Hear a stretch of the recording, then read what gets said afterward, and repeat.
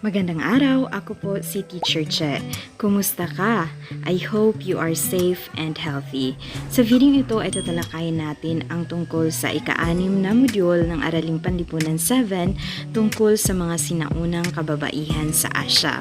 Ang ating pong talakayan ngayon ay nakabatay sa most essential learning competency na nasusuri ang kalagayan at bahaging ginampanan ng kababaihan mula sa sinaunang Kabihasnan at ika-16 na siglo. Ito po ang unang bahagi ng ating talakayan. Okay, let's have a short activity. Ngayon ay basihan natin ang mga alphabets sa mga letra na nasa ilalim. For example, ang letter A ay number 1, letter B ay number 2, hanggang sa letter Z which is number 26. Alright, simulan na natin. Ang una ay number 19. Anong letra ba ang kapareho sa number 19? Letter S. Correct. Ang kasunod naman ay number 9.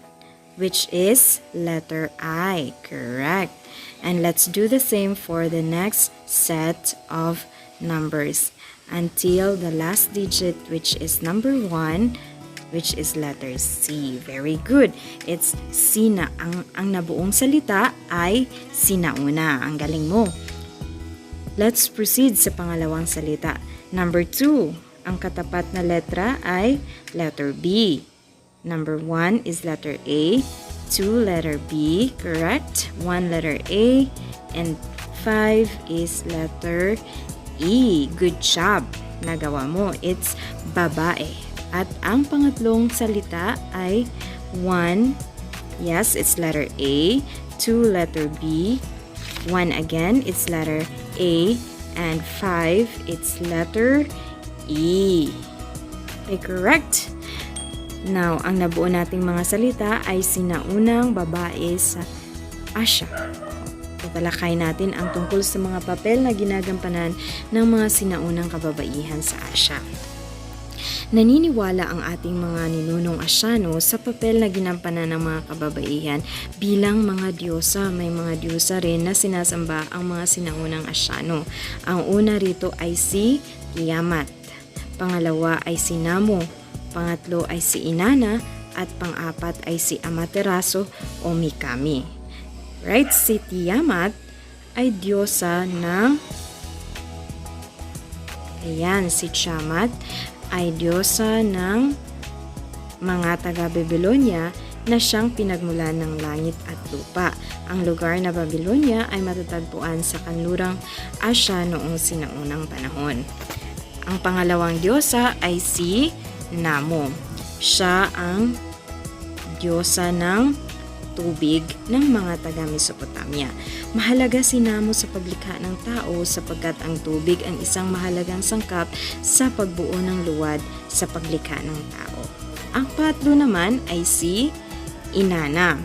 Siya ang si Inanna ayon sa Google. At siya ang diyosa ng lupa ng mga taga-Mesopotamia. Siya rin ang diyosa ng pag-ibig at ng digmaan ng mga taga-Mesopotamia sa kanlurang Asya. At ang pang-apat na diyosa na pinaniwalaan ng mga sinaunang Asyano, lalo na sa bansang Japan, ay si Amaterasu o Mikami. Siya ang diyosa ng araw ng mga Hapones at sa kanyang lahi daw nagmula ang emperador ng Japan. Ngayon ay tatalakayin naman natin ang mga papel na ginampanan ng mga kababaihan batay sa iba't ibang batas na ginawa ng mga sinaunang hari.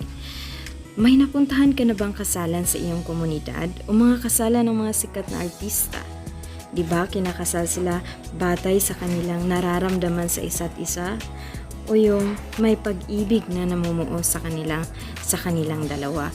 Ngunit kakaiba ang nangyari noong sinaunang Asya sa ilalim ng pamumuno ni Haring Hammurabi. Siya ay gumawa ng mga batas hindi lamang para sa mga kababaihan, ngundi pati na sa mga kalalakihan o sa mga ginagawa ng mga tao. Halimbawa nito ay yung an eye for an eye, a tooth for a tooth.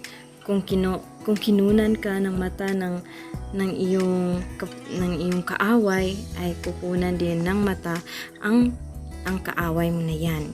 Ganyan kalupit ang batas ni Haring Hammurabi. Para sa mga kababaihan, ilan lamang ito sa mga batas na ginawa ni Haring Hammurabi. Una ay itinuturing ang babae na bagay na pwedeng ikalakal. Napakababa ang turing ng mga kababaihan noong napasailalim ang Babylonia ng kanlurang Asya kay Haring Hammurabi. At ang pangalawang batas na may kinalaman sa mga kababaihan ay sa pag-aasawa, ang ama ng babae at lalaki ang papasok sa isang kontrata. Ikinakasal sila kahit walang pag-ibig na namumuo sa kanilang dalawa. Dahil ang ama ng babae at lalaki ang siyang gumagawa ng kontrata. At ang pangatlo ay ang babaeng hindi tapat sa kanyang asawa ay paparusahan ng kamatayan. At kapag siya ay nahuli, itatali siya at hihagis sa malalim na bahagi ng ilog o dagat. Medyo mababa o napakababa ang tingin ng batas na ito sa mga kababaihan noong sinaunang Asya. Dito naman tayo sa batas ni Mano. Sa Timog Asya naman ito, Code of Mano. Medyo magkaiba ang batas ni Hammurabi at ang Code of Mano sa papel na ginagampanan ng mga kababaihan sa Asya. Kung medyo napakababa ang tingin ng mga kababaihan sa batas, ang papel na ginampanan ng mga kababaihan sa batas ng Hammurabi, medyo kakaiba naman dito sa Code of Mano. Isa sa mga batas nila ni Mano ay ang lahat ng mga ritual na walang paggalang sa babae ay walang saysay. So medyo mataas ang kanilang turing sa mga kababaihan dahil kailangan nilang igalang ang mga babae upang magkaroon ng saysay ang kanilang ginawang ritual. Ang pangalawa naman ay ang ama ng isang babae na tumatanggap ng dote ay mahalin tulad sa isang tao na nag-aalok ng babae sa lalaki. So medyo ito ay magkasalungat sa batas ni Hammurabi.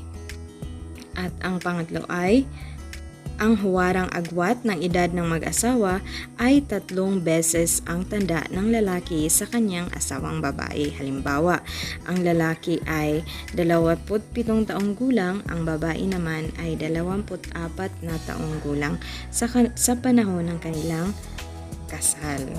Batay sa ating tinalakay, sumasamba ng mga diyosa ang mga sinaunang Asyano.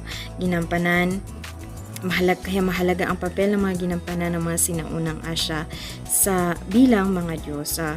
Ngunit hindi pareho ang turing sa mga kababaihan sa batas ni Hammurabi at sa Code of Mano.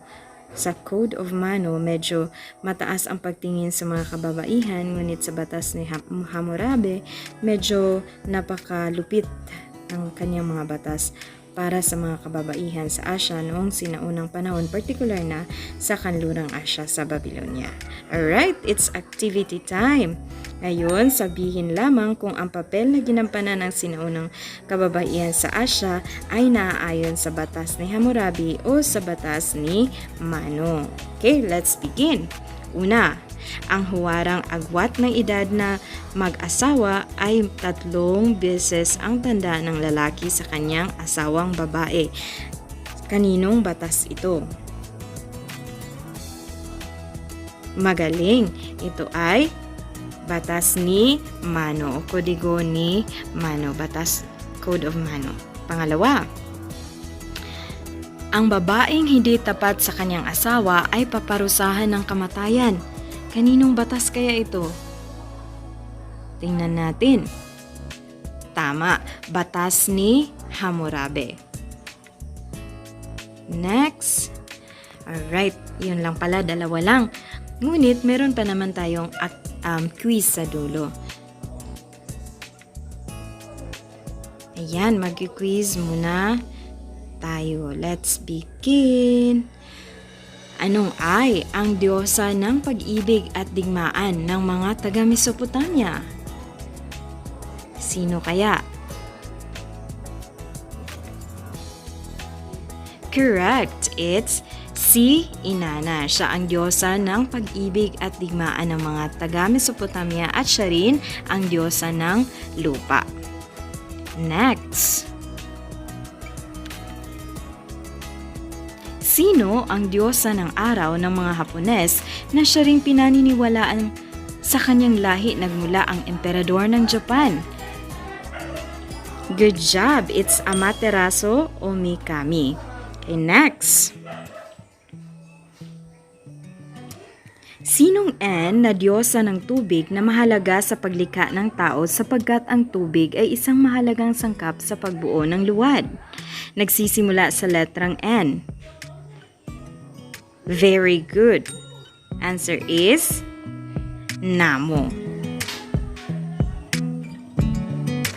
Good job at nananatili ka hanggang dulo. I hope you have learned something from this video.